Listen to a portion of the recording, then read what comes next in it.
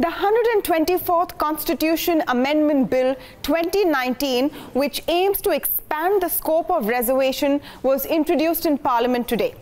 These are the key highlights of what the bill proposes. It wants to add an additional clause in Article 15 and 16 of the Constitution. One deals with reservation in jobs and the other deals with reservation in education.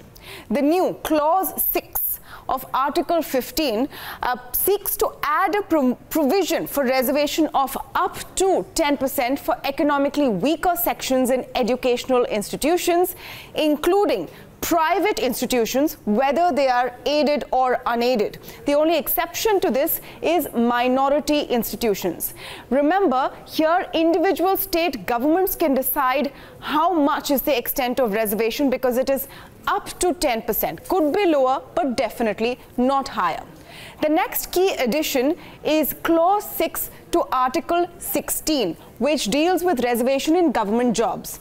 Here, the new Clause 6 seeks to add provision for reservation of government jobs up to 10%, again for economically weaker sections. This, of course, is over and above the existing reservation quota of 50%. And here is the most important part of the bill. How do you decide which is an economic weaker section? What is the criteria?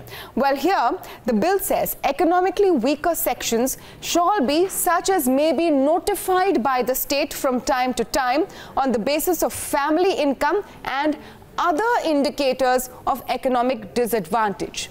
It's a broad enough definition, so states and centers can decide on their own what the criteria is. It's also vague enough to suit any purpose. It could be family income or any other indicator of economic disadvantage. So to recap, number one, caste does not feature in the bill. So these are the important highlights. So any community can be given reservation on economic parameters, excluding those that are already reserved. Secondly, there is no criteria for economically weaker sections defined. It's broad enough to leave it to individual states. Perhaps one of the reasons why even opposition parties cannot find the words to say they do not support this bill. Number three, which is another important one, reservation in private educational institutions has also been included, and this is aided and unaided institutions for the additional 10%. And of course, this additional reservation of up to 10% will not impact existing reservations. This is the bill as of now. Of course, it has to cross a number of hurdles, including parliamentary ones and those in court.